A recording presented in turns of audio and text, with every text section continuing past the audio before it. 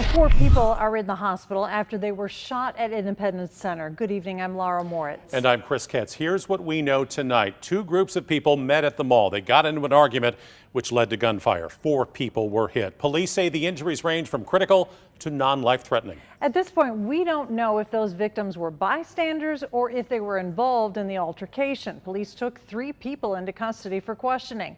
KMBC 9's Peyton Headley has been outside of Independence Center all evening. And she talked to people who were inside when it happened, and Peyton, obviously what they saw was scary. Yeah, and you know, most people said they didn't realize that the loud bangs they were hearing were gunshots until they saw people start to run and scream inside of the Independence Center.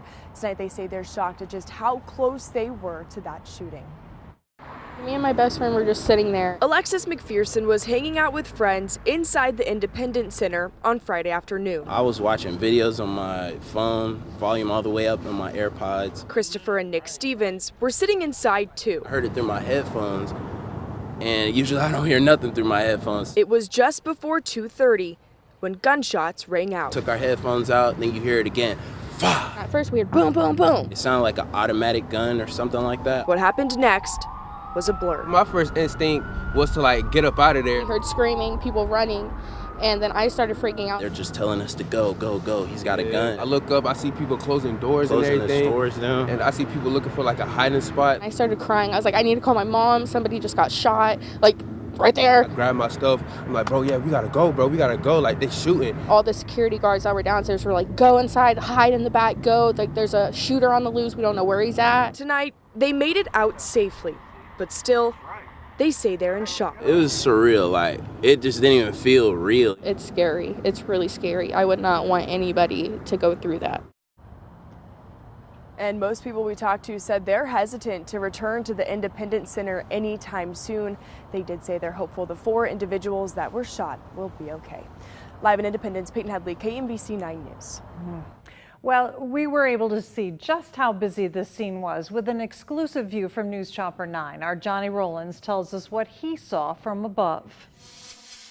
We arrived on the scene about a half an hour, 45 minutes after the shooting was reported at 2:30, and saw a lot of people in the parking lots here. It looked like a relatively busy afternoon at Independence Center.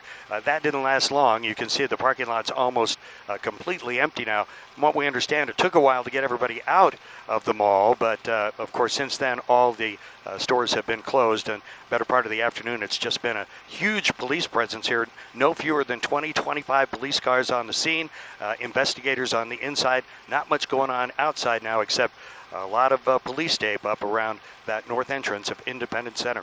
Johnny Rollins, News Chopper 9, back to you in the studio. KMBC 9 News has reported on violent cases at Independence Center in the last 3 years. The most recent, Labor Day of 2022, when shots were fired. No one was hurt, but shoppers were evacuated. About a year before that, a man was charged after a fight inside the mall. That man had a gun. And in 2020, hundreds of teens were involved in 2 fights within 2 months of each other. Those cases led to a new curfew for unaccompanied minors at the mall. The City of Independence released a statement on today's shooting saying this act of violence in our community saddens us. The safety of citizens and visitors always a top priority. The statement goes on to say the city still has many questions, but the focus right now is on those who were injured.